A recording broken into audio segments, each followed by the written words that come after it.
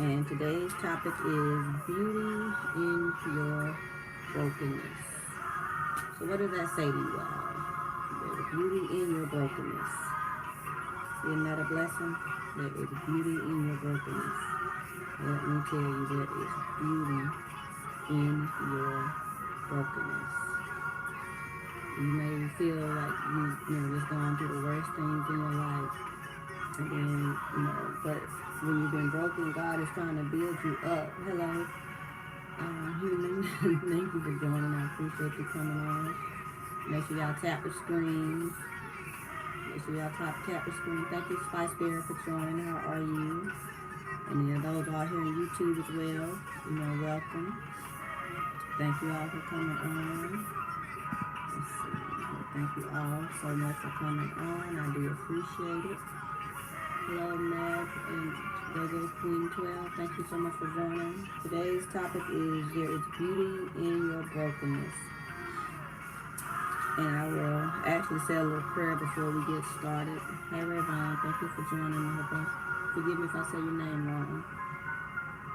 Just, Father, in the name of Jesus, I just ask that you just be my tongue, Lord, be my ears, be my eyes, be my heart, Lord, and just have me to speak how you want me to speak, say what you want me to say, Lord, and just to touch those whoever needs to be touched, Father, just to help you, Lord, to heal their broken heart, Lord, help you to heal their brokenness, Father, in every area of their life that only you know that they are broken in, Father.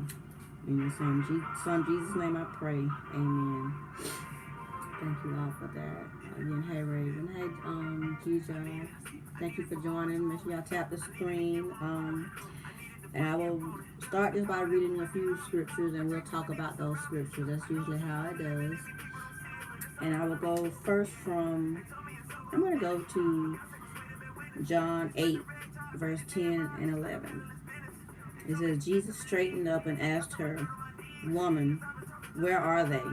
Has no one condemned you?" "No one, sir," she replied. "Then neither do I condemn you," Jesus declared. "Go now and leave your life of sin." We all sin and we all fall short. No one on this earth has the power to condemn you for the mistakes that you've made, the choices that you've made in your life, the things that you've gone through. No one on this life has the right to condemn you. They are not God. So you can be in a relationship, and yes, I talk a lot about relationships, but mostly intimate relationships. But you can be in a relationship with a man or a woman, and you might have done something that wronged them or hurt them, or even if it was before them. And when you get with you, they decide to be with you, and then they try to punish you for that. I can also speak, from personal experience. I was in a past relationship, and El Primo, are you wanting to join to speak about the topic on today? Just let me know. Hi, Marty. Thank you all for joining. Make sure y'all tap the screen as you come in. But and share out the live as well so that we can reach as many people as possible. But yeah, like I said, I've been in a situation before in a relationship where I might have done some things in my past, and I was condemned for it throughout the whole relationship, as if they were God punishing me. They are not God. That ex-girlfriend, ex-boyfriend, ex-husband, ex-wife, or mother or father, they are not God. They do not have the right, the power to condemn you. Hi, Apple user, thank you for joining. I appreciate you all for coming on. They don't have the power to condemn you. They're not God. So don't let anyone make you feel like, that you can't come back from what you've done, that you can't be redeemed in God's eyes. Because God says we all fall short of His glory. We've all sinned. He came into this world to save us. That's what His whole purpose is. So don't let anyone make you feel like you can't move on, you can't move past you can't move forward away from your past. Don't let anyone make you feel that way. Hey, Sakia. Or Sakia, forgive me if I'm saying your name wrong. Well, thank you for joining. I appreciate it. Hey, Miss New York, thank you so much for joining. I hope you all, are enjoying the live from me today. Hey, said Shackberry, where you want me to go live, or it's asking me to invite you.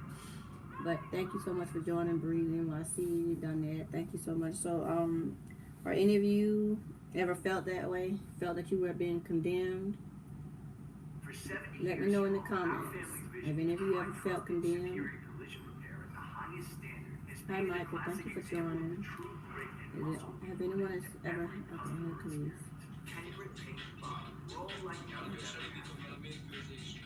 Are you gaming? Not gaming. I'm not gaming. Yes.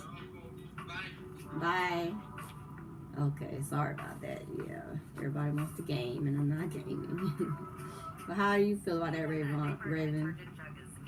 Have you ever felt where anyone tried to, on Earth here, to try to condemn you? Hi, British Doll. Thank you all for joining. Thank you all so much for joining. Thank you so much for joining. Give me 1 second. I'm just going to invite it in. Hello, everyone in YouTube land, because I'm actually streaming from both platforms today. Everyone in YouTube land. Again, like I said, have you ever felt condemned? Like you just didn't know what was going, you made a mistake or you did some type of wrongdoing, and then you were condemned for that wrongdoing.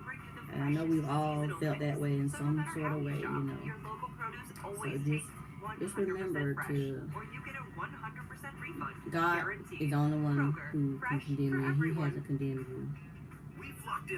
He has not condemned you. So just remember that God is the one who condemns. He hasn't condemned you, then no one on earth can condemn you.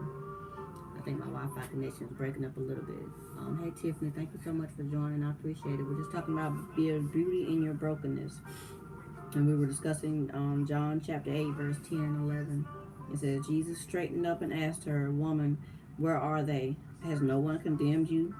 No one, sir, she said. Then neither do I condemn you, Jesus declared. Go now and leave your life of sin. And that's what he tells us. Yes, you're going to make mistakes. You're going to sin. You're going to fall short. But you learn from those mistakes and you move forward. And you try your best not to make those same mistakes again. Try to live your life, without sin as best as you can here on earth. And then we have another verse, Psalm 68:6. It says, God places the lonely in families. He sets the prisoners free and gives them joy. Isn't that beautiful? I'll read it again. It says, God places the lonely in families. He sets the prisoners free and gives them joy. That means that he doesn't want you to be alone. I see this and that. Thanks for joining. He doesn't want you to be alone. He designed us for love and companionship. He wants you to have companionship. He wants you to have family, someone to fellowship with. That's beautiful in his eyes. That's wonderful in his eyes. It's approved in his eyes. He didn't design us to be alone. And even with the prisoners, he sets them free and gives them joy. He sets them free. We may go through things and, not literally, but some people may go to prison or may feel like they've gone to prison. But eventually, one day, you're going to get out of that prison. You're going to come home, you're going to get out of that relationship or whatever it may be. And you will have peace. Hey, Rose. Hello, how are you?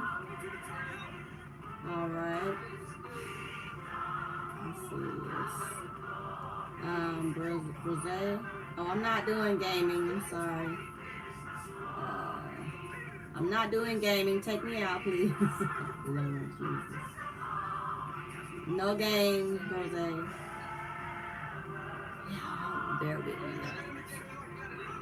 It's not letting me take you off. Hold on.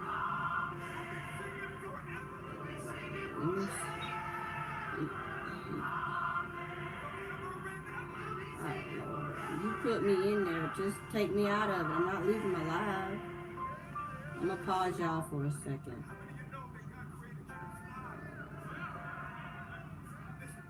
Will it let you leave now? Okay, there it is. Alright, y'all, I'm back now. I'll let him out. Let's see. Thank you all for joining, but we're talking about beauty in your brokenness. Beauty in your brokenness. How's everyone doing today? It's the middle of the day, lunchtime. Well, it's lunchtime here in my area on the East Coast. It's, a little after 12. It is Yeah, 12:15. 12:15 in the afternoon. It is 12:15 in the afternoon. So how are you all doing today? Hi, Chef and Mother Coco. How are you doing today? Hello, Taylor, 117. How are you doing today? We're talking about beauty in your brokenness. That's what we're talking about today. Beauty in your brokenness. Do you know that there is beauty in your brokenness? There is beauty in your brokenness. How are y'all doing today? Do you know that there is beauty in your brokenness?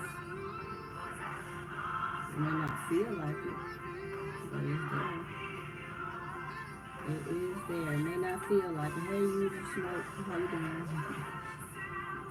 There is beauty in your brokenness. Make sure you all share out the live. Thank you so much for coming on. Make sure you just tap the screen and it takes a couple seconds. And then, it helps with the algorithm. It helps me to reach out to more people, as much as you tap the screen. Let me see if I get some hearts up here. Let me see if I can get some hearts down there. Hey, Germination. Thank you for joining. Where are you joining from? How are you doing today? How are you doing today? Hey, Alexis, how are you doing today? We're talking about beauty, and there's beauty in your brokenness. There is beauty in your brokenness. Another scripture that spoke to me is Psalm 34:7. The Lord is near to the brokenhearted and saves the crushed in spirit. Isn't that beautiful? So he is near to the brokenhearted and he saves the crushed in spirit. He saves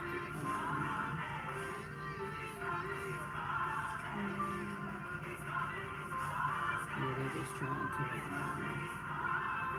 the people just trying to do a game. I'm not playing the games. Hey, Bowie Brooks, thank you so much for joining. Where are you from? Where are you chiming in from?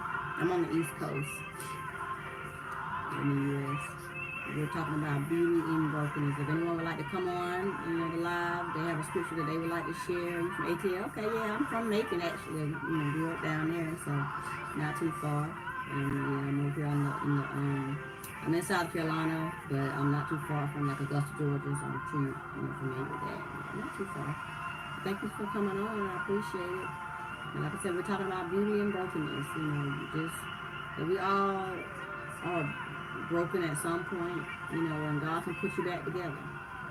It's like he molded you in your mother's womb. He can put you back together when you've been broken. He can put you right back together. You just got to surrender to him. Just give it all to him. That's all you got to do. Just go to him, and he will put you back together. He will mold you back up. Just on here today, y'all. Just on here, just talking about beauty in your brokenness. How you doing, y'all? How are you doing today? Talking about beauty in your brokenness. God can do all things. You can be shattered in pieces, and he will put you all back together and not miss one piece. Nothing will be out of place, because God did it. God will do it. He will do it for you. He will do it. And that song, I don't have on the rights to that music, but that is Kingdom with Maverick City Music and Kurt Franklin playing in the background on Spotify.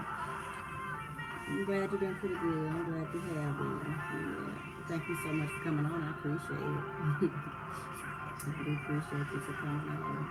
So, would you like to come on the live with me? You got to come on the live. Thank you for following me too. I appreciate it. Every little bit helps. Yes. Like I said, my channel, I speak about a lot of stuff with relationships and things like that, and whether it's familiar relationships or dating or just different things, and the emotions that we go through, the struggles of child that we go through in the relationships, they can be a constant battle. I'm not saying that everything's supposed to be all rainbows and butterflies, but sometimes you can go through some stuff and you're like, how in the world did I get myself into this? Thank you for joining, Chris. Like, how in the world did I get myself into this? Like, seriously. Thank y'all for joining, and then you're like, huh? I did what? Like, I wasn't supposed to be going through this. And like I said, you can condemn yourself. You can condemn yourself. You can be like, oh Lord, this is my life is over. Everything's over. Nothing's going right. I made this choice, and now I'm stuck to live with the consequences of my actions. And you can feel like this everything is over. Hey, helping hands. Thanks for joining. Thanks for joining, Daddy. You feel, but you can feel like this everything is just gone. You can different situations people can get in a relationship and not trying to have children, and next thing you know you're pregnant, and you're like, oh Lord, what happened, what have I done? And I know to each their own, you're gonna keep the baby or not, but everybody has their own preference. But you're probably sitting there wondering like, okay Lord, how am I gonna get out of this? What do I do? How am I gonna handle this? But God will help you handle it. He'll help you get through it.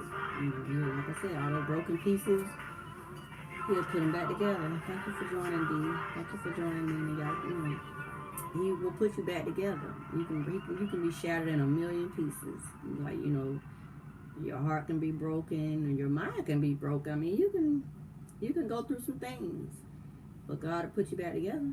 He will put you back together. You can say, well, why did that person treat me this way? What did I do to deserve this? Or, why is everything in my life going wrong? Lost my job, lost my car, just something, broke a leg, anything. You can just be going through the worst. And you be like, okay, Lord, now what's going on? But sometimes He will allow you to be broken so that He can rebuild you and have you to do His purpose, to do His work. He will allow you to be broken because he can put you back together. You might not be able to put you back together, but He can put you back together. You just gotta trust in Him and surrender to Him. He can put you back together. Thank y'all for following. I appreciate it. Just make sure you send some likes. I appreciate y'all know how this works. If you like what I'm saying, just definitely, just leave girls some likes. I appreciate it. Every little bit helps, But God can put you back together. I'll just move my tripod a little bit. And of course, I'm streaming on YouTube as well. So if any of y'all, want to check me out on YouTube, I'm on there as well as Heribet's Thoughts things. Heribet's Thoughts on YouTube. But, God can build you back up. You can, like I said, you can be broken in a 1,000 pieces, and God will build you back up. Don't ever feel like you can't come back from where you were. Don't ever feel that way. So you can come back. I'm also going to read a passage about coping through Christ from Matthew 26, verse 38. I'll read the verses first. Matthew 26, and y'all bear with me, these eyes. Matthew 26, starting in verse 26. As they were eating, Jesus took bread, blessed and broke it, gave it to the disciples and said, "Take and eat it. This is my body." Then He took a cup, and after giving thanks, He gave it to them and said, "Drink from it, all of you. For this is my blood that establishes the covenant. It is shed for many for the forgiveness of sins. But I tell you, from this moment, I will not drink of this fruit of the vine until that day when I drink it in a new way in my Father's kingdom with you." After singing psalms, they went out to the Mount of Olives. Then Jesus said to them, "Tonight all of you will run away because of me, for it is written, I will strike the shepherd, and the sheep of the flock will be scattered. But after I have been resurrected, I will go ahead of you to Galilee." Peter told him, "Even if everyone runs away because of you, I will never run away." And I'm going to stop right there. That just, like I said, that's just led right into what we're talking about. The world may try to condemn you for everything that you've been going through.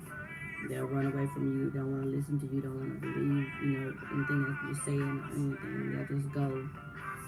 But God's not going to leave you. He's never going to leave you nor forsake you. Helen, thanks for joining. He'll never leave you nor forsake you. He's going to be there for you. In all your brokenness and all your healedness, He's going to be there through it all. Hi, Barbara. Thanks for joining. He's going to be there through it all for you. Every moment of your life, God is there with you. He's there with you. All He's asking you to do is just surrender to Him. Just come to Him, just call Him. That's all He's waiting on. I remember I was in a dark time at one point, and I didn't know which way to turn. I didn't know left, right, up, down there. I didn't know which way to go. My mind was just in shambles. But you know what? One thing I didn't omit, one thing I did not forget to do was pray. I stayed praying. I stayed praying. I said, Lord, just bring me out of this situation. Lord, help give me strength, Lord. I can't do it without you, Father. Give me strength, Lord. Help me to get out of this situation. And he did it. He did. It was some rough, times, before I was able to get out of the situation. But God gave me strength to get out of that situation. Because at one point, I didn't think I could get out of that situation. I thought I was stuck in it. I didn't know which way to turn, know what to do. But God said, hey, you can get out of here. You can get out of that situation. You can get out of that situation. You don't have to stay here. And I just kept remembering, and I just kept believing, and I just kept praying, God, please just help me out of this situation. Help me out of this situation. I'm not going to accept. If anyone wants to come in, just let me know or message in the chat, and I'll let you in. A lot of people are coming in for the the games and stuff. Hey Nikki, thank you so much for joining. Hey Christine Cruz, thank you so much for joining. And thank you for coming in, Brown. I appreciate you guys coming on. Make sure you tap the screen as you're coming in. Just let me know that everything's working good, that you're here with me. Just tap the screen. Tap the screen. Is anybody still in here with me? Just tap the screen. Tap the screen. Thank you all for joining me. I'm just going to invite a few more people. Let's see. Just invite a few more people. I appreciate you all for being out too. Tripod wants to y'all to jump in here. There we go. I think I sent it to some of those people. I don't want to send it out to the same people. But thank you all so much for coming on with me today. I appreciate it so much. I appreciate it so much. What do? I'm an author. I have a couple of books on Amazon and on my website. I write poetry. And I'm actually right now writing a book based on an experience that I went through this past year, sort of to help. I write my stories, even the poetry, I write it to help other people. Because sometimes you can read something that somebody else went through, and that can help you get through your situation, help you, to strengthen you. So that's what I do. I write. I have, like I said, I get on here and I speak. Also on YouTube and things like that. But I try to motivate you, try to help you through the rough situation that you're going through, so that you can heal. The thoughts. It's called Heribet's thoughts, because I help you to think about those thoughts that you're having, but also to not feel shame about the thoughts that you have or the experiences, but to help you also to process them and heal them. So that's basically what my platform is all about. That's what I do. Brown B, thank you so much for joining. Would you like to hop on the live today with me? We're talking about being beauty in your brokenness. So just let me know if you'd like to come in, and I'll definitely let you in. Thank you so much for liking. I appreciate it. Because we've all been broken at some point in time in our lives, and you want to feel, people want you. I won't say people want you to feel shame, but I can speak for myself. When I've gone through a bad situation, I feel there's shame there. There's shame and embarrassment. You feel bad. Like, how could I have ever gone through that situation? How did I allow myself, to get into that situation? But it happens. It happens to the best of it. It happens, But you have to allow God to help you to get through that situation, to heal from that situation. And part of my healing is I share my situation. I share what I'm going through in order to help someone else. That's the whole purpose. Yes, it's helping me, but it's also helping someone else who's listening. So I thank you so much for hopping on here with me today, and I appreciate it. I try to get on here now every week and do this on Wednesdays, just to get out here, and if anyone wants to talk about, prayer or praise report, or a prayer request, or just a situation that they're going through, in the scripture that may help you, or what I'm saying may help you. That's my whole purpose, to let God speak through me. Because sometimes I need uplifting too as well, and I get on here and I listen to somebody else, because we all need a little uplifting. People say, oh, you know, when I was going through that situation, everybody kept telling me, "You're so strong. You know, you're so strong. I would have done this. I would have done that." But when I was going through it, I didn't feel strong at all. I felt so weak. Like I had this last situation I was in. I've never felt so weak in my life. Like I was literally like, I don't know who I didn't even know who I was going through that situation. I just know I was trying to survive and figure it out and praying. Like I said, you got to pray. If you can't do nothing else, you got to pray. Because I prayed, Lord, please get me out of this situation. And I felt like, I don't know, like, yeah, I know the person was treating me wrong and horrible. But it's like something would not let me leave. Something would not let me get out of it. Yeah, it was bad. I'm actually writing my story about it now. I'm almost done. But I literally felt like I could not leave that situation. Like I felt like it was, what is it called? You know, when the people are kidnapped and then they start to form a bond with the kidnapper, and they form a bond with them. That's how I felt. Like I really felt like I was, you know, right now the words just done dropped off my brain, but I really felt like I had been, you know, had become that in that kind of relationship. You're incarcerated, need a financial breakthrough. And we're going to be praying for you, Antonio. We're going to be praying for you. Lord, right now, just touch Antonio, Father, from the top of his head to the sole of his feet, Lord. Just touch him in a mighty way, Lord. Just strengthen him and just provide for him, Lord. Just provide in only the way that you can provide for him, Father. Is if there's anyone out there that can send him something, Lord, just pray. And just allow them to send what they can send, and you'll just put it on their hearts, Father. In the same, in Jesus' name I pray. Yeah. It is Trauma Bond Brown B, but it was something else. Let me see. I gotta look it up because I hate when I can't remember exactly what it was. Let me see. What is it? Let me see. Caring for the kid. I'm gonna just type in something on the computer. Hold it.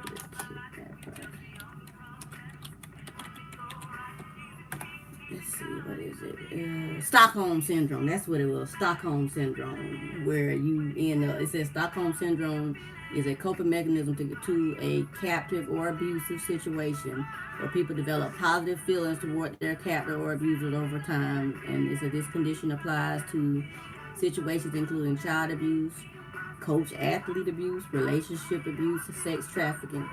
Cause yeah, you've been with that person for so long. Yeah, it's the same thing basically as a trauma bond, but you've been with that person for so long. You know, it's like for a minute that's all you know. You formed a bond with that person.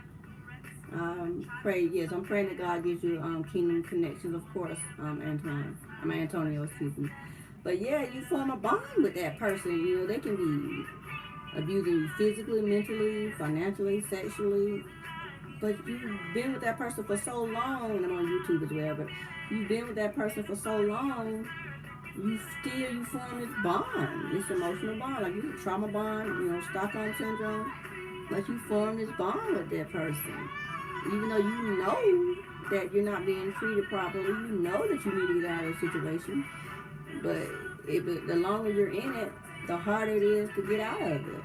It's like, okay, I know what's going on here is not what's supposed to be going on here. But I did know, like I said, with prayer, I knew that if I didn't hurry up and get out of that situation, it was going to be, trying to call me. If I knew that I didn't hurry up and get out of that situation, that it was going to be but I knew that if I didn't get out of that situation, that it was going to get worse for me. You know, that they were going to force me into all kind of situations, you know, and I knew, like, I had gotten pretty low, like, but I was like, yeah, I can't let it get that, I can't let it get too low. I just can't, you know, just completely, like I said, I was losing myself, and I'm like, this ain't me. No, it wasn't me. And I was completely losing myself to the point where I felt like I was losing my mind. And they were fine. And they were fine. Oh, this is, you know, this is how I live. This is what I do. You know, this, you know, you knew I wasn't a square, what he called. You knew I wasn't a square. I'm not looking for nobody to be perfect. You know, nobody is perfect. But certain lifestyles, certain things, I'm just not going to put myself in those positions if I have a choice. And I know the longer I stayed with that person, I would have got pushed into those situations. Right, exactly. To make you feel embarrassed, ashamed, exactly. And that's how I felt. Like I had moved away from home. You know, I had left my family and everything to, be around this person and start. I want to start a little fresh life, but I, it was a learning lesson. I won't say that I shouldn't have gone. It was a learning lesson, God. Because if I hadn't gone through all that, I wouldn't have nothing to, to bring people closer to God. I wouldn't have nothing to help other people to heal. So I know it was, all through God's glory. He gave me strength to get through it. But yeah, with God, all things are possible. And like I said, He put a few friends, new friends in my life, some of my old friends from home. They kept me uplifted. They kept me lifted up. And like, because I was literally, like I said, they knew me before. Some knew me before and some knew me during, but they also knew me before it got really bad. So they knew my character. They knew my character. I was actually doing security. They knew my character. Anybody can't be doing security at a children's hospital. So, they're going to do an extensive background. I was actually SLED certified. So, they knew my character. They knew the type of person that I was. And even my neighbors, so like the maintenance people and stuff, like after it all, blew over and everything, and it was like, I remember the one guy, he told me when I was moving my stuff out, he was like, when I saw you with him, and this guy didn't even know me, because like I said, I'm not even from that area. He was like, when I saw you with him, and I saw how he carried on, and he was like, I was like, what in the world is she doing with him? And yeah, exactly. But people can show you a different side, Like, yeah, he was a little rough around the edges or whatever, but he didn't really show me that side. Like, that was his past. That was his past, but to him, he was trying to bring the past back into the, bring the past into the present as we progressed on, knowing that I was not used to that lifestyle. I was not going to be a part of that lifestyle. Like, I never led on to him that's the lifestyle that I wanted or I had lived or wanted, no. Mm-mm. But, like I said, that's why we're not together. Like I said, I prayed about it. God gave me the strength to get out the situation. And I'm writing my story now. And some things, I won't say that I'm completely healed. I'm out of the situation, of course, but I'm not completely healed. I'm healing. So it's like, I share my story as I'm healing and progressing, because it helps me to heal. Even with my book right now, I'm writing my book, and it's an account for like everything that happened within the time frame. And even my therapist, like, and I didn't even think, I've studied some psychology and things like, but there's actually a name. It's called cognitive behavioral cognitive behavioral therapy, where you're writing down your traumatic experience, and in order to help you heal. Like, they do this treatment for people like with PTSD, because that's basically what it is. I have PTSD, and it's a treatment that the therapist will use with their with the patient to help them to basically, as you write down exactly what happened, it helps you to kind of like, in a sense, not really rewrite the narrative, but it helps you to deal with it in a different way. Like, if you can write it down, you can process it, and you can kind of like get a different outlook on it, if that kind of explains it a little bit. So that's what I'm doing now. I'm writing my book. I've been out of the situation since November, basically. So, but I'm writing my story. I actually started writing it like at the end, right before I left anyway. But I'm writing my story, each chapter by chapter. I'm almost done. And it's difficult because a lot of the things I went through, like you said, with that shame, I'm not proud of them. But I know I can't omit them because they happen. They're a part of the story. I'm healing from that. How can I help someone else heal, or tell them not to be ashamed or embarrassed if I don't write what I actually went through? That's not going to do anybody any justice. It's not going to give God, the glory. Because I give him all the glory for it. He brought me out of that situation. I give him all the glory for it, And like I said, that's why I get on him and I share. And maybe, you telling all your business, and you doing this and you doing that. I have a purpose. God gave me a purpose. And that's why I get on here and I share. And I write my story and I share. And it, like I said, it gets difficult sometimes because as I get into the, where it started, getting a little more heavier in the, relationship and everything, it's difficult to write. Like literally, like I can sometimes still feel like a heaviness in my chest to where I have to stop for a little while. I have to stop. I'm trying to writing it every week so I can go ahead and get it out. But I'm almost done. But I keep writing and I keep going on there. Because I know it's bigger than me. It's bigger than me, and that's what I know. It's all about God. Giving Him the glory. You said give your testimony, and that's what I'm doing. I'm giving my testimony. Giving bits and pieces on here and everything, but I'm giving my testimony. In my book, and I hope that once I do get it published and everything, that it helps someone, that it reaches the right person who it needs to reach, and that it helps them, because that's what it's all about, is helping that person and everything, just keeping up with the time. It was good.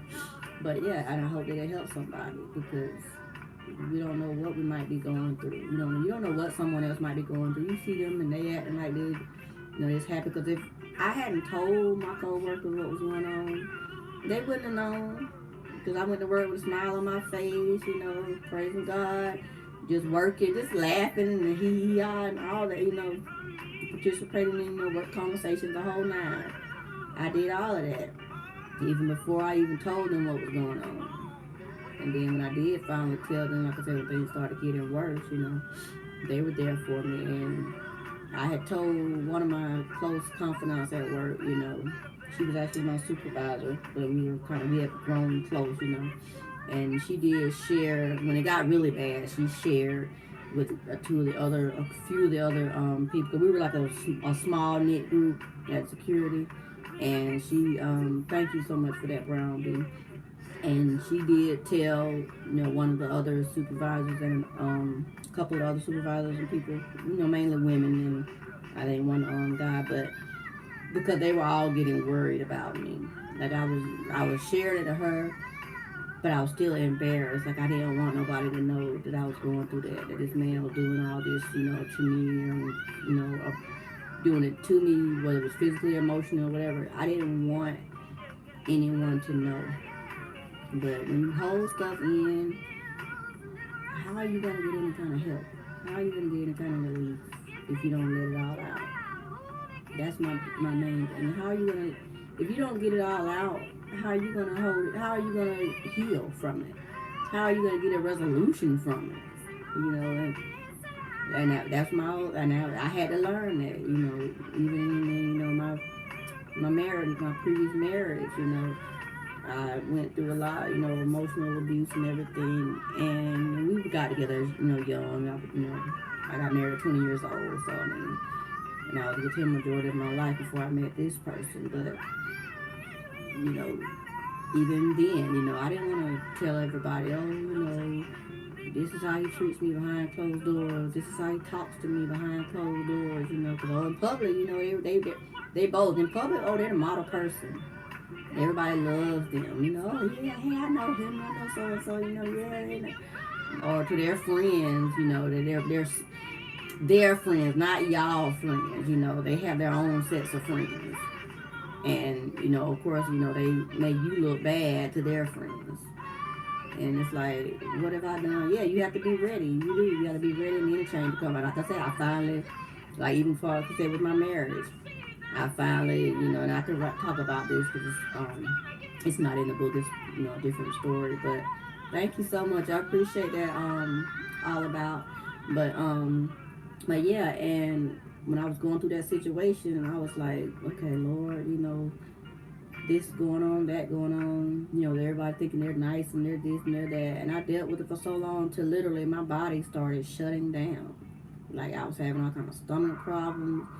Migraines started increasing, everything. I'm going back and forth to the doctors, and they're like, oh, yeah, it will. Yeah, it takes a while.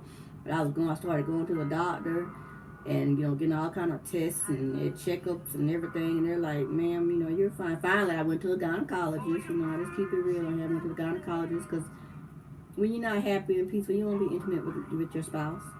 Just keeping it real. And So I went, like I said, doctor after doctor after doctor, and she was like, my gynecologist told me, she was like, honey, and I told her what was going on, what all I had been doing, on a day-to-day basis, mother, wife, all that stuff, working through. She was like, you tired. You are tired. Like, what does he expect? You're tired.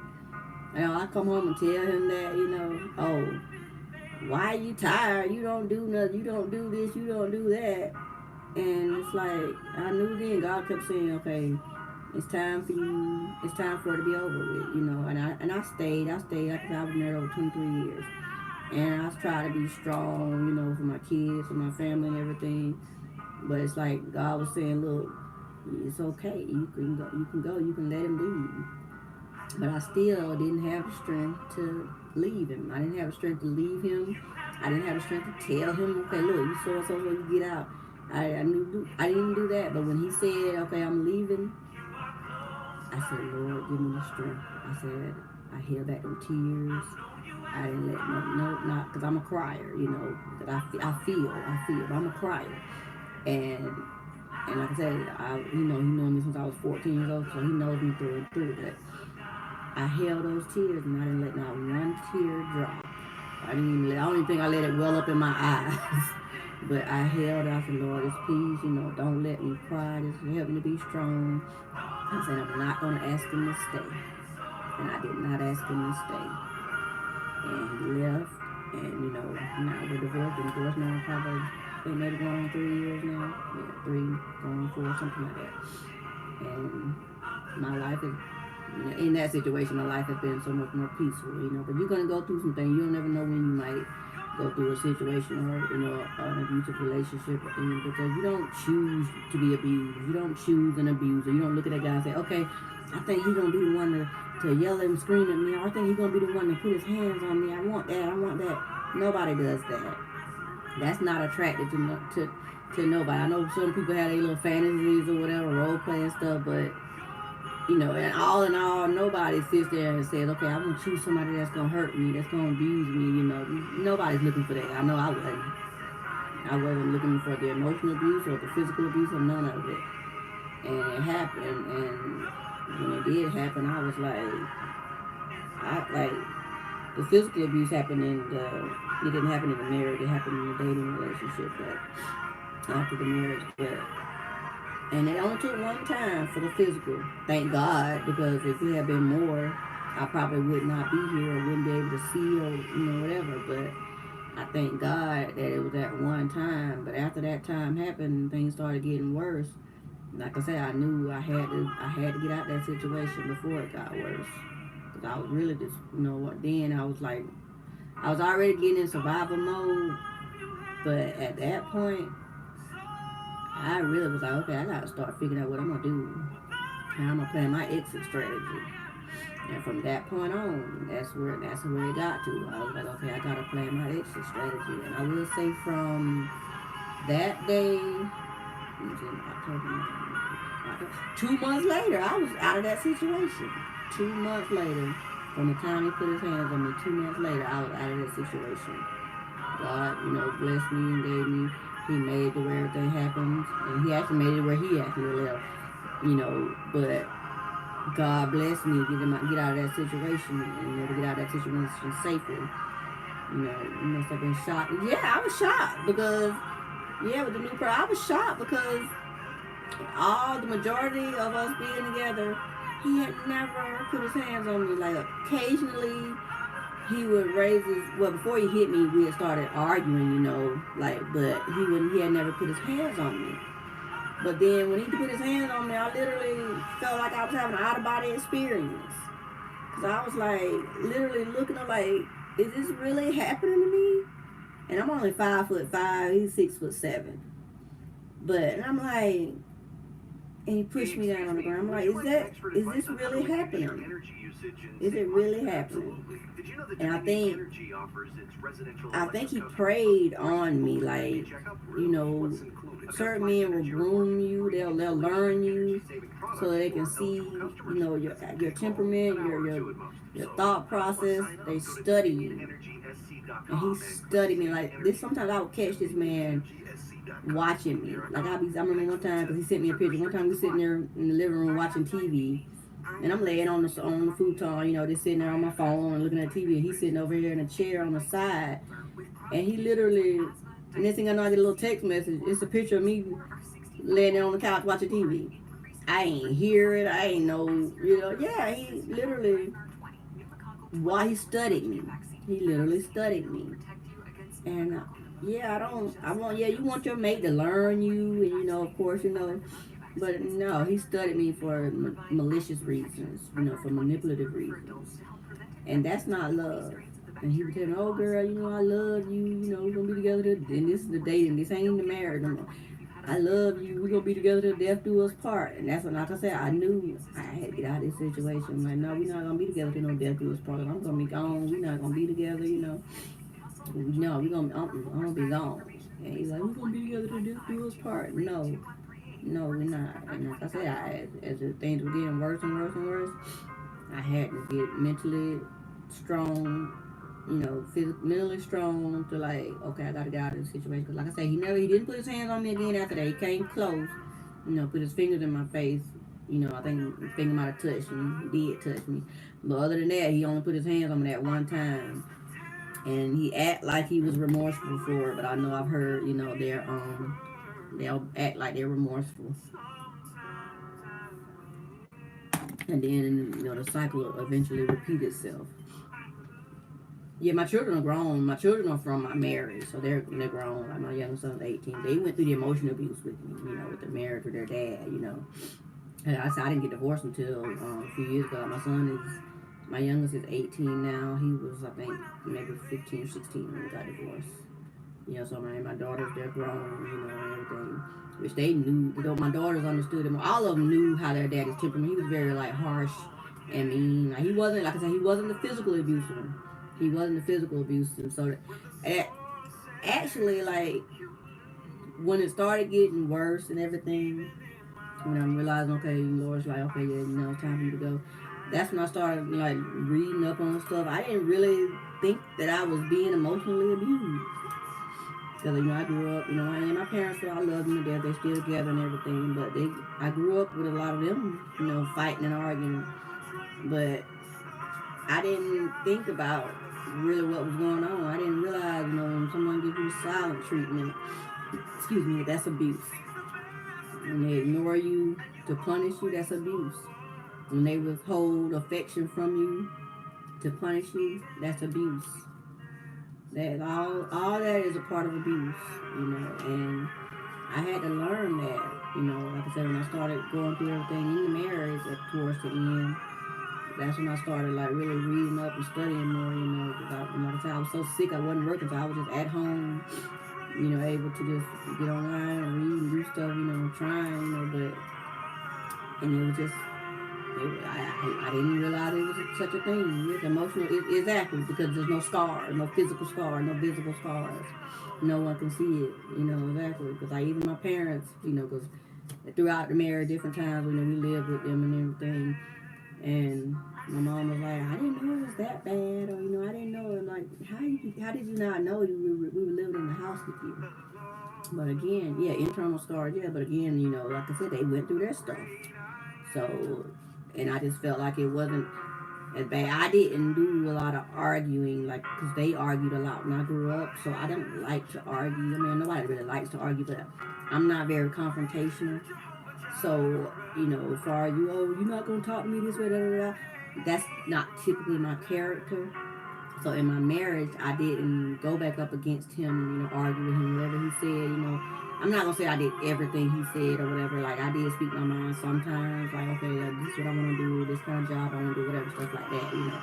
But when it all boils down to it, if he didn't like it, it didn't happen. It didn't get done. I would try to do different things. Like even like community events, different things like that. He would have something to say about that. Just all kind of things.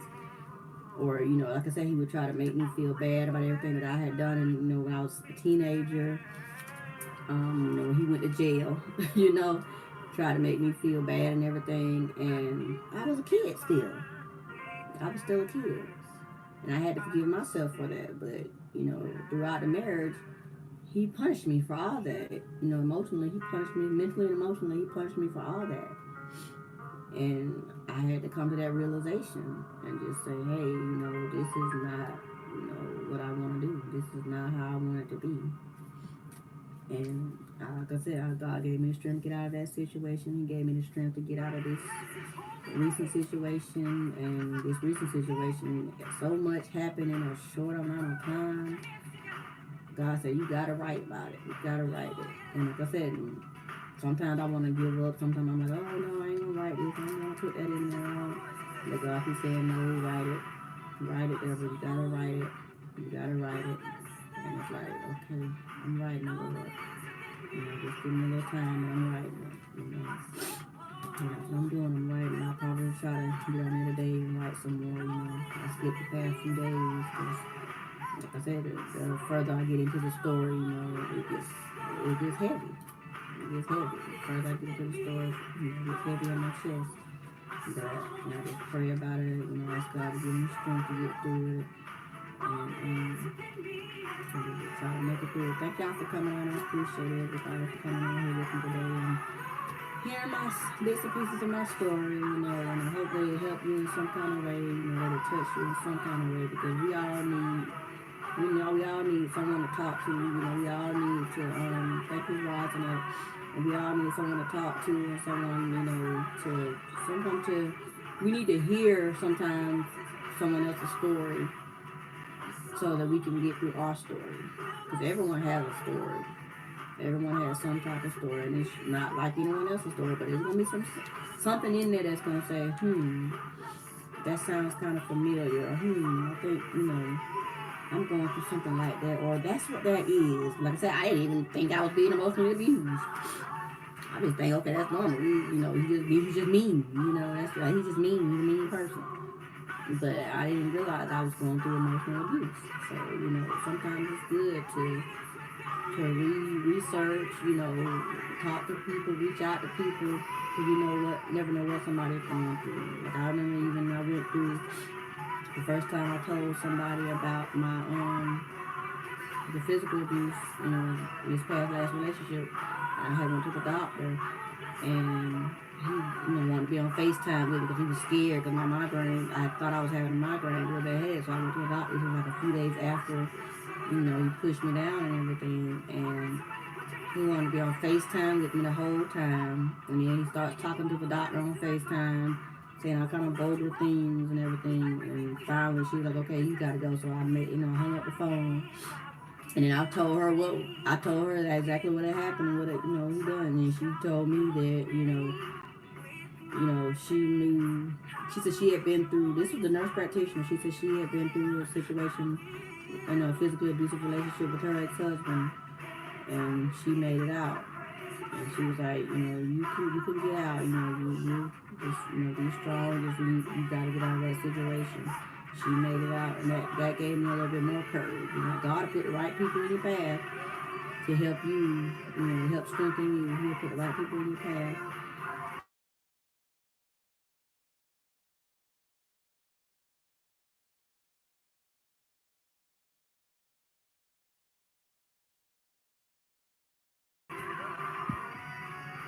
Hold on, let me put you on speaker. Hold on.